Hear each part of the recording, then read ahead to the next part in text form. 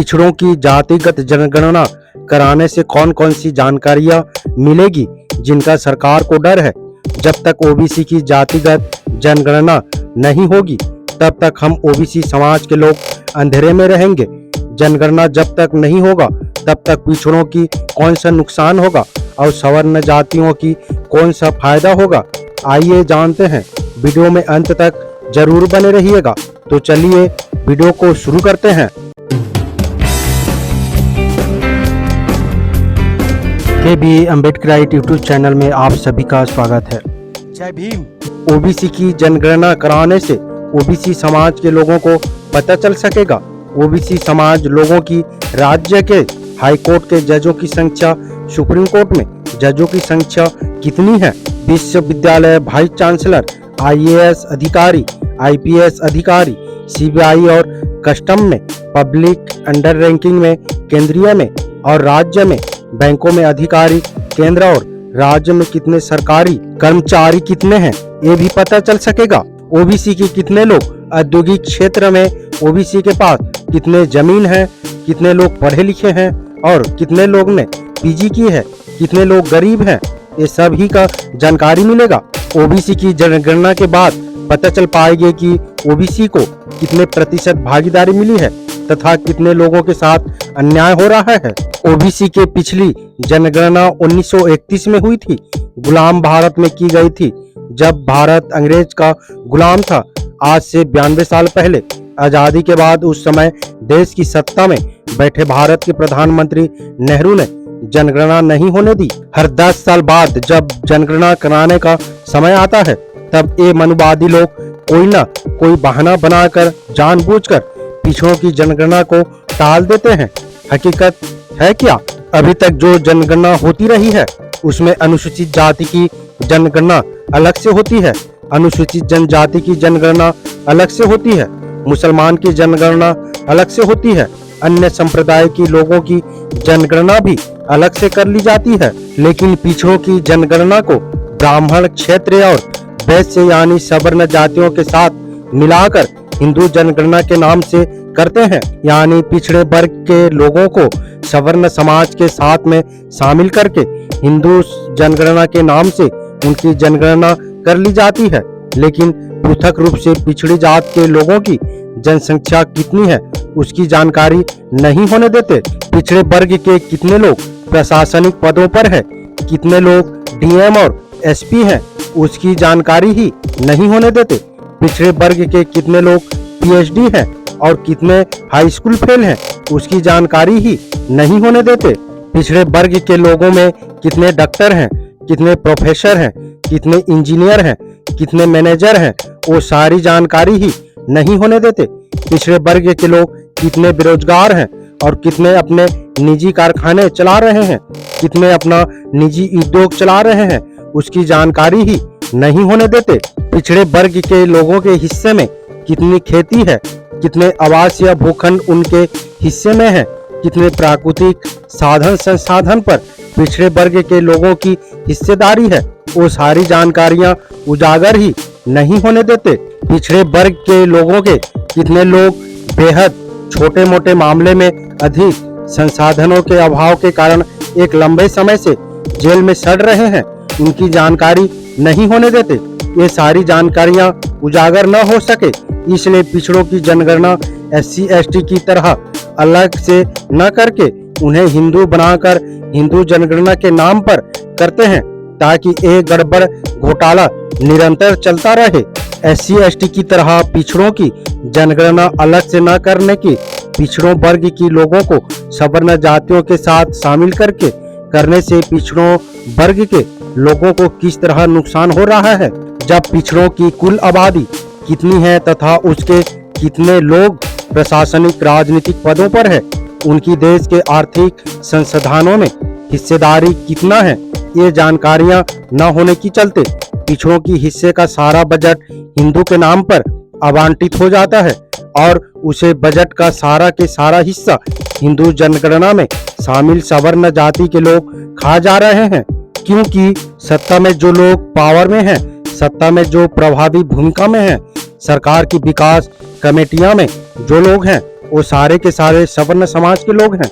वो हिंदू के नाम पर पिछड़ों का सारा बजट खा जाते हैं। वो सत्ताधारी लोग बजट में मिलने वाला पिछड़ों का हिस्सा भी सवर्ण समाज के हित में लगते हैं, सवर्ण जातियों विकास में लगाते हैं। असली समस्या यहाँ पर है, इसलिए वो तरह तरह के बहाने बनाकर पिछड़ों की जात जनगणना SC ST की तरह अलग से नहीं होने दे रहे हैं। उन्हें धोखे में रखकर उन्हें हिंदू बनाकर अपनी सवर्ण जातियों में शामिल करके उनकी जनगणना कराते हैं और उनके हिस्से का बजट खुद हड़प लेते हैं। इन्हें डर है कि पिछड़े वर्ग के लोग, जिनकी आबादी 52 से 65% लगभग है, वो उच्च प्रशासनिक पदों पर 3% भी नहीं है, और सवर्ण समाज के लोग, जिनके आबादी मुश्किल से 10 से 12% है, वो प्रशासनिक अधिकारियों जैसे उच्च स्तरीय पदों की 81 से 90 सीटों पर कब्जा किए बैठे हुए हैं। इतना ही नहीं, देश के सारे साधनों संसाधनों पर भी सवर्ण समाज के लोगों का कब्जा है।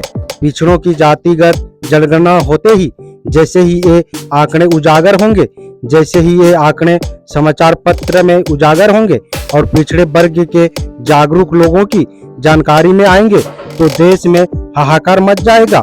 जानकारी पाने के बाद पिछड़े वर्ग के लोगों अपने हक अधिकार हासिल करने के लिए संघर्ष करेंगे। और जो लोग अभी हमें धर्म के लड़ाई में उलझाए हुए हैं, जो लोग हमें बताते हैं कि मुसलमान की आबादी तेजी से बढ़ रही है, उनकी हकीकत सामने आ जाएगी। इसलिए पिछड़े वर्ग के लोगों द्वारा किए जाने वाले उस संभावित संघर्ष से बचने के लिए हमारे हक अधिकारों तथा हमारे हिस्से के साधन संसाधनों पर लंबे समय से कब्जा जमाए बैठे हैं। ये मनुवादी यथास्थितिवादी सोच के लोग पिछड़ों की जातिगत जनगणना ही नहीं होने दे रहे हैं, ताकि पिछड़ों को ये सारी जानकारी पता ही न चल सके।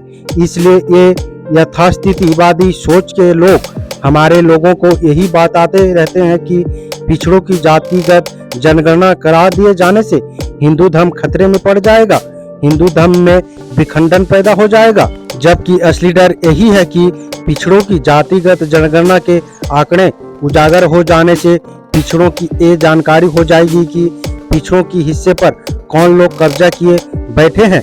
ये सारी बातें पिछड़ों के संज्ञान में आ जाएंगे, और सिर्फ पिछड़ों की संज्ञान में ही नहीं, आयोग बल्कि SC और ST के संज्ञान में भी आ जाएगी, क्योंकि उनके भी आंकड़े उजागर हो जाएंगे। जनगणना के कारण हिंदू धर्म के लिए खतरा पैदा हो जाएगा।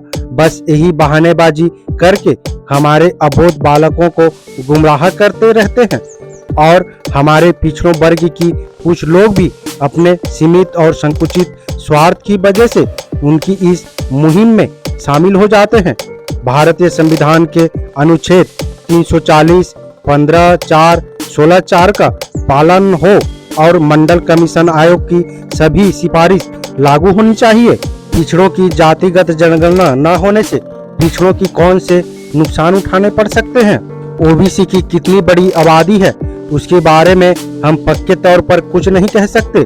अगर आप जानने चाहेंगे कि भारत में कितने जानवर है, कितने भैंस है, कितने कुत्ते हैं, तो आप केंद्र सरकार की वेबसाइट पर जाकर पता लगा सकते हैं, गवर्नमेंट की वेबसाइट पर जाकर पता लगा सकते हैं कि कितने बाघ है, कितने शेर है, आप पता लगा सकते हैं। लेकिन अगर आप गूगल पर जाकर पता लगाएं कि भारत में कितने OBC हैं, तो OBC की जानकारी आपको नहीं हो सकती। पिछड़ों की जातिगत जनगणना न होने से पिछड़ों को कौन से नुकसान उठाने पड़ रहे हैं, उन्हें आगे के वीडियो में समझने की प्रयास करते हैं। नंबर 1 पर है, सरकार आप OBC को 27% हिस्सेदारी ही क्यों दे रही है। नंबर 2 पर है, राजीव गांधी फिलोसॉफी जो है वो OBC के लिए 300 ही क्यों है। नंबर 3 पर है, नेशनल गवर्नमेंट की तरफ से OBC का जो फंड 7,000 करोड़ ही क्यों है।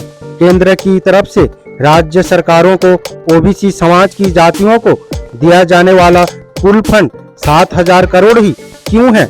नंबर 4, केंद्र सरकार जो फंड राज्य को आवंटित करती है वो किस आधार पर आवंटित करती है, क्योंकि OBC की संख्या तो आपको मालूम ही नहीं है, तो किस आधार पर आप ये फंड का अलग अलग राज्यों में एलोकेशन करते हैं, किस आधार पर आवंटित करते हैं, किस राज्य में कितना ओबीसी है, ये जाने बगैर आप उन्हें ये कैसे तय करते हैं कि उन्हें कितना फंड देना चाहिए, किस राज्य के ओबीसी को कितना स्कॉलरशिप मिलना चाहिए, कितना फंड मिलना चाहिए, ये आप कैसे निर्धारित करते हैं। ओबीसी की वास्तविक संख्या जाने बगैर आप ओबीसी को कितना फंड देते हैं, उसका तरीका क्या है, उनकी स्कॉलरशिप तय करते हैं, उनका रिजर्वेशन तय करते हैं, तो ये सब आप कैसे करते हैं। आप उनका रिजर्वेशन तय करते हैं, बिना डाटा के ये सब कैसे करते हैं। इस सवाल को जब पार्लियामेंट में पूछा गया तो संसद में बैठे भारत सरकार के जवाबदेह मंत्री का कहना है कि ओबीसी की संख्या तो हमें नहीं मालूम, लेकिन टोटल हिंदू पॉपुलेशन मालूम है, उसके हिसाब से दे देते हैं। ओबीसी के बारे में आपको कुछ भी पता नहीं, आप इस देश के ओबीसी को एक अंधी सुरंग में घसीट रहे हैं, एक अंधी सुरंग में ओबीसी को डाले हुए हैं। उम्मीद करता हूँ वीडियो को समझ गए होंगे। अगर समझ गए हैं तो अपने परिवारजनों को, दोस्तों को मूल निवासी SC ST OBC Bahujan Samaj को शेयर जरूर करें, ताकि उन्हें भी पता चल सके, जानकारी हो सके। मेरा आप सभी बहुजन समाज मूल निवासी अम्बेडकरवादियों से अपील है, हम अपने समाज को जागरूक करने के लिए बहुत मेहनत करते हैं और अम्बेडकर विचारधारा वाले वीडियो को लाते रहते हैं। आपकी एक सब्सक्राइब हमारे हौसले को बुलंद कर हमें दोगुनी हौसला प्रदान करता है, मजबूत करता है। इसलिए आप सभी से गुजारिश है कि हमारे चैनल को सब्सक्राइब करके हमें सपोर्ट जरूर करें, ताकि हम अगले नए वीडियो डालें तो आप तक नोटिफिकेशन जा सके और कुछ महत्वपूर्ण जानकारी मिल सके। धन्यवाद। जय भीम, जय संविधान, जय मूल निवासी।